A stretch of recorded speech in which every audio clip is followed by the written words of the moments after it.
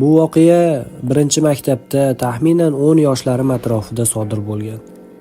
Bu atrofda jinoyat kam bo'lgani uchun hammani lol qoldirdi.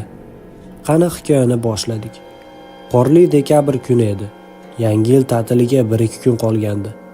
Hamma hayajonlangan. Dars o'tmadik. Men va 5 ta do'stim gaplashib o'tirardik. Keyin o'qituvchimiz direktordan xabar olib keldi. Maktabga qurollangan jinoyatchi kiribdi. Mashq qilmaganimizga qaramasdan 6-sinf o'quvchilaridan aqlliroq edik. Shuning uchun tez chiroqlarni o'chirib, derazalarni yopib, eshiklarni qulflab, o'tkir qalamlar bilan qurollandik. Hammamiz qorong'uda bu voqea tugashini kutib o'tirardik. Afsuski, bu tez tugamadi. Qulflanishdan 10 daqiqa o'tgach, ayolning qichqirig'i zinapoya yonida baland tovush eshitildi.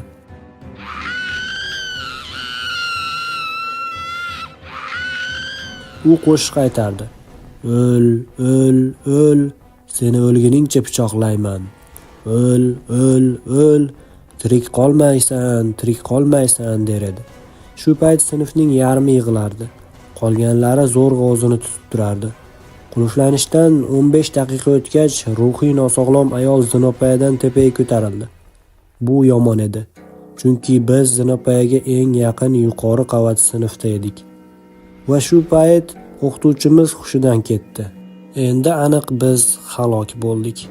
Biz zinapoyaga eng yaqin yuqori qavat sinf bo'lganimiz uchun ayol eshik oynasini sindirishga urindi. 23 bolani o'ldirishga harakat qilardi. Qolgan 7 tasi yo'q edi. Ularni himoya qiladigan kattalar ham yo'q edi. Dahshatimizga u muvaffaq bo'ldi va u tashqaridan eshikni ochdi. Endi u xonada edi. Uning yuzida eng keng va eng dahshatli tabassum bor edi. Albatta, omadsizligim tufayli u meni urib oyog'imni kesib tashladi. Oyog'imdan oqayotgan qon tufayli hushdan ketay derdim. Do'stlarim jasurlik qilib ayolni yiqitib ushlab turishgani omadim ekan. Politsiya keldi, uni hibsga oldi. Men esa hushimni yo'qotdim. Men kasalxonaga tushib eng yomon bayramni o'tkazdim. Ayol sinfdoshlarimni ham pichoqlagan ekan. Ular ham kasalxonaga tushdi. Yaxshiyamki hammamiz omon qoldik.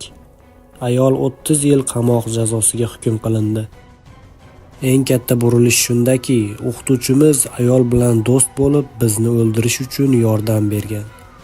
Bu shuni anglatadiki, o'qituvchimiz hushidan ketib va sinfimizni nishonga olib bergan ekan. O'qituvchimiz 15 yil qamoq jazosiga hukm qilindi.